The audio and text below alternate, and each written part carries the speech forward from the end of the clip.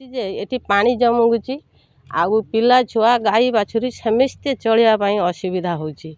ସାପ ବେଙ୍ଗ ଘର ଦ୍ୱାର ପଶୁଛି ଆଉ ଏ ପାଣି ରହିଲା ବେଳକୁ ତଥାପି ମୋ ପୁଅ ଗୋଟେ ଛୁଆକୁ କାମୁଡ଼ିଥିଲା ଧେଣ୍ଡୁଅ।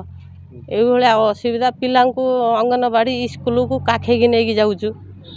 ଆଉ ଏଇ ବିପଦ ପାଣି ଜଙ୍ଘେ ଜଙ୍ଘେ ପାଣି କାଲି ହେଇଥିଲା ଆଣ୍ଠୁ ଉପରକୁ ପାଣି ଏଠି ବାଟ ଭାଙ୍ଗିକି ଗଲା ବୋଲି ଟିକେ ଆଜି ରକ୍ଷା ବହୁତ ବିପଦରେ ଯାଉଛୁ। ବେଳେ ବେଳେ କଚଡ଼ା ଖାଇଯାଉଛୁ, ଉଞ୍ଚ ଖାଲ ଅଛି କଚଡ଼ା ଖାଇଯାଉଛୁ ଆଉ ବହୁତ ବିପଦ। ରାତି ବେଳେ ବାହାରି ପାରୁନୁ ଆମେ, ସାପ ବେଙ୍ଗ ଆମ ଘର ଦ୍ୱାର ପଶୁଛନ୍ତି। ନା ପାଣି ରହିଛି ବୋଲିକି ଏଇ ବିପଦ ପଡ଼ୁଛି ଆମକୁ। ଡ୍ରେନ୍ କରୁନାହାନ୍ତି, ସେଇଥିପାଇଁ ଆମେ ତ କହୁଛୁ ଆମକୁ ଏଇଭଳିଆ ଡ୍ରେନ୍ କରି ସୁବିଧା କର। ଦୀର୍ଘଦିନ ସମସ୍ୟା ଯେଉଁ ପାଣି ସମସ୍ୟା, ଅନ୍ୟ ବର୍ଷ ତୁଳନାରେ ଯେଉଁ ଏ ବର୍ଷ ଯେଉଁ ବର୍ଷାର ପ୍ରଭାବ ପଡ଼ିଛି, କିନ୍ତୁ ଅନ୍ୟ ବର୍ଷ ଲୋକର କମ୍ ଦେଶ ପିଲା ସ୍କୁଲ ଯାଇପାରୁଥିଲେ କିମ୍ବା ଅନ୍ୟ ବିଶେଷ ଅସୁବିଧା ନହେଲେ ସୁଦ୍ଧା ଏ ବର୍ଷ ପ୍ରାୟ ଯେଉଁ ଲଗାତାର ବର୍ଷା ଭାବରେ ସ୍କୁଲ ବର୍ତ୍ତମାନ ଯେଉଁ ଆମ ପାଖ ନିକଟ ସ୍କୁଲ ବା ଅଙ୍ଗନବାଡ଼ି କୌଣସି ପିଲା ଘରୁ ବାହାରି ପାରୁନାହାନ୍ତି। ଏ ରାସ୍ତାର 2 ଫୁଟ 3 ଫୁଟ ପାଣି ଦୀର୍ଘ ମାସ ହେଲା ଲାଗି ରହିଛି। ଟୋଟାଲ ଗାଁ ଲୋକ ମଧ୍ୟ ଯିବା ଆସିବା କରିପାରୁନାହାନ୍ତି। ଏ ଅବସ୍ଥାର ଆମେ ସବୁ ଏଇ ଅସୁବିଧାରେ ପଡ଼ିଛୁ। ଆମେ ପ୍ରଶାସନ ନିବେଦନ କଲେ ମଧ୍ୟ ଲିଖିତ ଭାବରେ ସରପଞ୍ଚ ଠାରୁ ଆରମ୍ଭ କରି ବିଡ଼ିଓ ତହସିଲଦାରଙ୍କୁ ଜଣାଇଲେ ମଧ୍ୟ କେହି ଏହାକୁ କର୍ଣ୍ଣପାତ କରୁନାହାନ୍ତି। ଏଥିରେ ଆମେ ଗୋଟେ ଗାଁ ଲୋକ ଆଜି ନିଷ୍ପତ୍ତି ନେଇଛୁ, ଯଦି ଏଇ ପାଣି ନିଷ୍କାସନ ବ୍ୟବସ୍ଥା ନ ହୁଏ ଆମେ ପିଲା ଛୁଆଙ୍କୁ ଧରିକି ରାଜରାସ୍ତାର ବା ବିଡ଼ିଓ ତହସିଲଦାରଙ୍କ ଅଫିସ ଆଗରେ ବସିବୁ, ଏହାର କିଛି ସମାଧାନ ନ ହେବା ପର୍ଯ୍ୟନ୍ତ। ଏଇ ରାସ୍ତାଟି ବର୍ଷା ଦିନ ହେଲେ ସ୍କୁଲକୁ ଯିବା ପାଇଁ ଆମ ଗ୍ରାମର ପ୍ରାୟ 1200 ଲୋକ ଜନସଂଖ୍ୟା ବିଶିଷ୍ଟ ଗ୍ରାମଟି।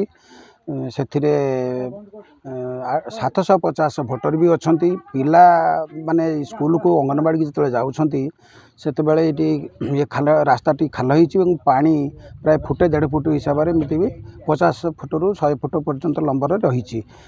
ପାଣି ନିଷ୍କାସନ ହେଇପାରୁନାହିଁ, ଯାହାଫଳରେ ପିଲାମାନେ ଏଠି ଖାଲରେ ପଡ଼ିଯାଉଛନ୍ତି, ତାଙ୍କ ମାଆ ମାନେ ମଧ୍ୟ ପଡ଼ିଯାଉଛନ୍ତି। ପିଲାମାନଙ୍କୁ ବିଭିନ୍ନ ରୋଗ ବି ଆକ୍ରାନ୍ତ କରୁଛି ଆଉ ଶ୍ରେଣୀରେ ଉପସ୍ଥିତ ହୋଇପାରୁନାହାନ୍ତି, ପାଠପଢ଼ାରେ ବ୍ୟାଘାତ ଘଟୁଛି, ସାଧାରଣ ଗାଡ଼ିଟିଏ ବି ଯାଇପାରୁନାହିଁ। ଯାହାଫଳରେ କି ଆମେ ସରକାରଙ୍କ ନିକଟରେ ଆମେ ନିବେଦନ କରୁଛୁ ଯେ ଉକ୍ତ ରାସ୍ତାକୁ ଅପଗ୍ରେଡ଼ କରାଇକି ଉଚ୍ଚା ରାସ୍ତା କରାଇବା ସହିତ ଜଳ ନିଷ୍କାସନର ବ୍ୟବସ୍ଥା କଲେ, ଡ୍ରେନେଜ୍ ସିଷ୍ଟମ୍ କଲେ, ରାସ୍ତା କଡ଼ରେ ଡ୍ରେନେଜ୍ ସିଷ୍ଟମ୍ଟା କଲେ ଆମେ ଉପକୃତ ହୋଇପାରିବୁ। ରାତି ବେଳେ ତ ବହୁତ ଅସୁବିଧା। ଏଠି ତ ସରୀସୃପ ପ୍ରାଣୀ ଏଠି ସାପ ଆସିବା ଫଳରେ ସେମାନେ ଦଂଶନ କରୁଛନ୍ତି। ବଡ଼ ଅସୁବିଧାରେ ଆମେ ପଡ଼ୁଛୁ। ଜଣେ ଲୋକ ନିରାପଦରେ ବି ଯାଇପାରୁନାହିଁ, 2-3 ଜଣ ସାଙ୍ଗ ହେଲେ ଏଠି ନେଇକି ଯିବାକୁ ପଡ଼ୁଛି। ବହୁତ ଅସୁବିଧାରେ ଆମେ ପଡ଼ୁଛୁ। ସରକାର ଆମ ପ୍ରତି ଟିକେ ଧ୍ୟାନ ଦିଅନ୍ତୁ। ଗ୍ରାମ ରାସ୍ତାଟା ପ୍ରାୟ 50 ଫୁଟ ଖଣ୍ଡ ପାଣି ଜମିକି ରହୁଛି। ସ୍କୁଲକୁ 40-50 ଘରର ପିଲାମାନେ ଏଇ ରାସ୍ତା ଉପରେ ନିର୍ଭର କରୁଛନ୍ତି। ଅଙ୍ଗନବାଡ଼ି ଛୁଆମାନେ ବି ନିର୍ଭର କରୁଛନ୍ତି। ଏ ରାସ୍ତାରେ ଆସିପାରୁନାହାନ୍ତି। ମାଆ ମାନେ ଛୁଆମାନଙ୍କୁ କାଖେଇକି ଧରିକି ଆସିବା ବେଳେ ଏ ରାସ୍ତାର ଖାଲ ଖମା ହେଇଛି, ଯାହାଫଳରେ ସେମାନେ ପଡ଼ିଯାଉଛନ୍ତି। ଆମେ ଅନୁରୋଧ କରୁଛୁ କି ଏ ପାଣି ନିଷ୍କାସନ କରିବା ସଙ୍ଗେ ସଙ୍ଗେ ଏ ରାସ୍ତାର ସୁବନ୍ଦୋବସ୍ତ କଲେ ଆମେ ଉପକୃତ ହେବୁ। ଡ୍ରେନ୍ ନାହିଁ, ଆମେ ପ୍ରଶାସନକୁ ବାରମ୍ବାର ଜଣାଇଛୁ, କିନ୍ତୁ ଏଥିପ୍ରତି କେହି କର୍ଣ୍ଣପାତ କରିନାହାନ୍ତି। ନା ଆଗରୁ ଜମି ଆସୁଥିଲେ ମଧ୍ୟ ଆମେ ପ୍ରଶାସନକୁ ଜଣାଇଛୁ, ଅବଗତ କରାଇଛୁ, ତଥାପି କେହି ଏ ପ୍ରତି କର୍ଣ୍ଣପାତ କରୁନାହାନ୍ତି। ସେଥିପାଇଁ ଏହି ସମୟରେ ଆମେ ଅନୁରୋଧ କରୁଛୁ ପ୍ରଶାସନ ନିଜେ ଆସି ଏଠି ଦେଖନ୍ତୁ।